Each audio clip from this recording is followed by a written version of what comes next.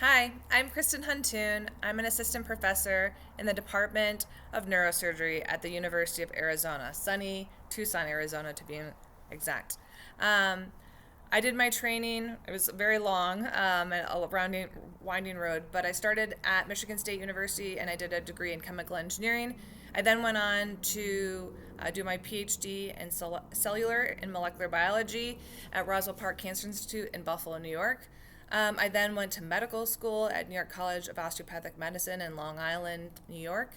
Um, while there, I worked at Memorial Sloan Kettering at their medical school program, and I worked on medulloblastomas. This, along with some time at the National Institute of Health in Bethesda, Maryland, was my first experience with brain tumor research, and it was what helped me to decide to go on to do neurosurgery. I did my neurosurgery residency at Ohio State University in Columbus, Ohio.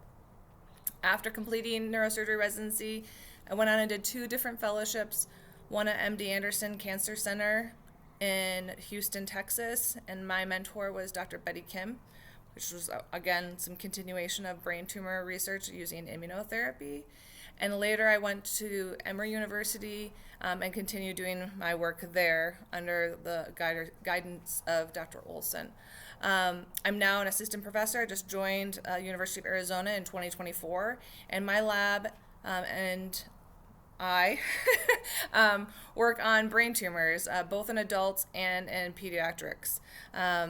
And so the Inspiration Award, which I'm very grateful for, from the Hopper Belmont Foundation, is supporting my work on a tumor called diffuse intrinsic pontine gliomas, or also known as DIPG for those who know the acronym.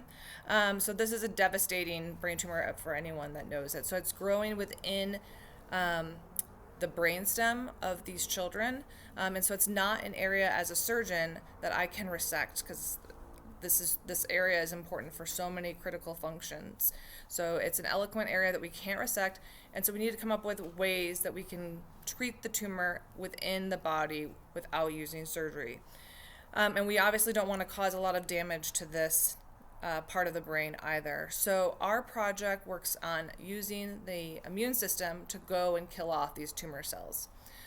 People have done that, have been trying to do this previously, and they've been using something that's called CAR T cells, and that's where we educate T cells to go after a specific protein or antigen that the tumor cell overexpresses. And there's been some success with this strategy. However, it hasn't materialized to the length that we had hoped for these patients. So in my lab, one of the things we're trying to do is we're trying to take the macrophages, the cells that phagocytose or eat foreign material, also viruses and different things in tumors. We're trying to educate them to go after the same type of protein that was on the CAR T cells, but using it in the macrophages. And we're hoping that this leads to longer-term, durable responses in these patients. We're doing these experiments right now in mice, but we hope to translate this into our patients soon.